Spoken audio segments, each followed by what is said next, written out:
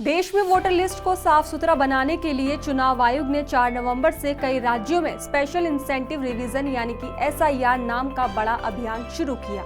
इसका मकसद था कि इन सभी 12 राज्यों में घर घर जाकर वोटर्स की सही जानकारी जुटाई जाए और लिस्ट को अपडेट किया जाए। लेकिन इस अभियान के शुरू होते ही कई राज्यों से BLO यानी कि बूथ लेवल ऑफिसर्स की मौतों की खबर सामने आने लगी।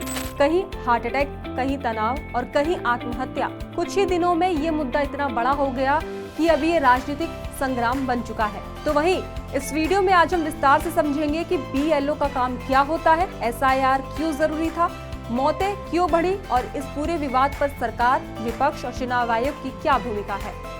तो सबसे पहले जान लेते हैं कि BLO कौन होते हैं और उनका काम कितना कठिन होता है। तो BLO यानी बूथ लेवल ऑफिसर्स चुनाव आयोग की रीढ़ माने जाते हैं। ये ज्यादातर सरकारी कर्मचारी होते हैं, जैसे शिक्षक, क्लर्क, आंगनबाड़ी कर्मचारी या अन्य विभाग में काम करने वाले लोग। इनको अपने क्षेत्र में 1000 से 1500 वोटर्स की पूरी जिम्मेदारी दी जाती है। उनके काम में शामिल है घर घर जाकर वोटर्स की जानकारी की जांच करना, गलत या मित्र लोगों का नाम हटाना, नए वोटर्स के नाम जोड़ना, लोगों को फॉर्म भरने में मदद करना, वोटर कार्ड में सुधार कराना, चुनाव के दौरान वोटर स्लिप बांटना और अब SIR के दौरान प्री फिल्ड फॉर्म देना और वापस लेना।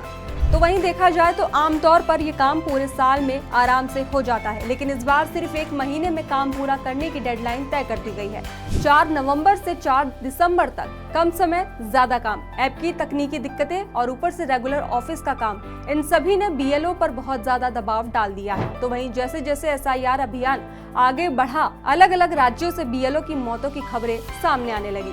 कई परिवारों और साथी कर्मचारियों ने आरोप लगाया कि काम के दबाव और अधिकारियों की सख्ती के कारण BLO तनाव में आ गए थे। अब आपको बताते हैं कि बीते कुछ ही दिनों में कहां और कितने BLO की मौत हुई। 19 नवंबर की 3 दुखद घटनाएं। पश्चिम बंगाल, 48 साल की शांतिमणि इक्का की आत्महत्या। शांतिमणि SIR के तहत घर घर जाकर फॉर्म बांट रही थी। परिवार का आरोप है कि उन्हें बहुत ज्यादा दबाव झेलना पड़ रहा था। उनका शव घर के आंगन में मिला। मध्य प्रदेश, भुवन सिंह चौहान की अचानक मौत। उन्हें काम में कथित लापरवाही के आरोप में निलंबित कर दिया गया था। परिवार के लोग कहते हैं कि निलंबन की वजह से वे गहरे तनाव में थे। अगले ही दिन उनकी तबीयत बिगड़ी और अस्पताल पहुंचने से पहले ही उनकी मौत हो गई। राजस्थान, 34 साल के हरिओम बैरवा को हार्ट अटैक। आरोप है कि अधिकारी लगातार दबाव डाल रहे थे। फोन पर बातचीत के कुछ मिनट बाद ही उन्हें हार्ट अटैक आया। परिवार कहता है कि वह कई दिनों से तनाव में थे और बहुत कम बात कर रहे थे। 16 नवंबर को 2 घटना। राजस्थान, मुकेश चंद जांगिड़ की आत्महत्या। उन्होंने ट्रेन के आगे कूदकर अपनी जान दे दी। एक सुसाइड नोट मिला जिसमें उन्होंने अपने सुपरवाइजर पर टॉर्चर करने का आरोप लगाया। वे कह रहे थे कि उन पर लगातार सस्पेंशन की धमकी दी जा रही थी। केरल, अनीश जॉर्ज की आत्महत्या। घर में उनका शव मिला। स्थानीय संगठनों का दावा है कि वे SIR के बोझ से परेशान थे। 9 नवंबर, एक और दुखद घटना। पश्चिम बंगाल, एक महिला BLO की ब्रेन स्ट्रोक से मौत। परिवार ने कहा कि वो कई दिनों से SIR के काम की वजह से तनाव में थी। इन सभी घटनाओं को मिलाकर विपक्ष कहता है कि 16 से 17 दिनों में 6 से 7 मौतें हुई, लेकिन पश्चिम बंगाल की मुख्यमंत्री ममता बनर्जी का दावा है कि कुल 28 मौतें हो चुकी हैं। हालांकि अभी तक इतने बड़े आंकड़े की स्वतंत्र पुष्टि नहीं हुई है। तो वहीं ऐसे में BLO की मौतों की खबरों के बाद विरोध शुरू हुआ, लेकिन धीरे धीरे ये एक बड़ा राजनीतिक मुद्दा बन गया है।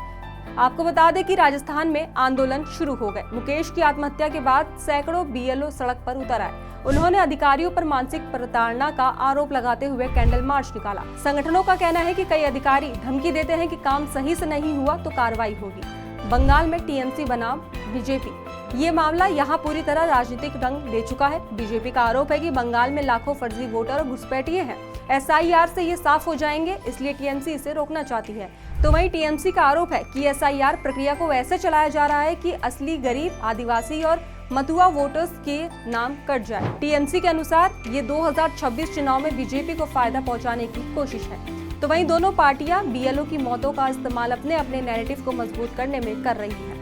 ममता बनर्जी का बड़ा आरोप है। उन्होंने ट्वीट कर कहा कि 28 लोग SIR के कारण मारे गए। चुनाव आयोग अमानवीय दबाव बना रहा है। 3 साल का काम 2 महीने में करवाया जा रहा है। SIR तुरंत रोका जाए वरना और मौतें होंगी।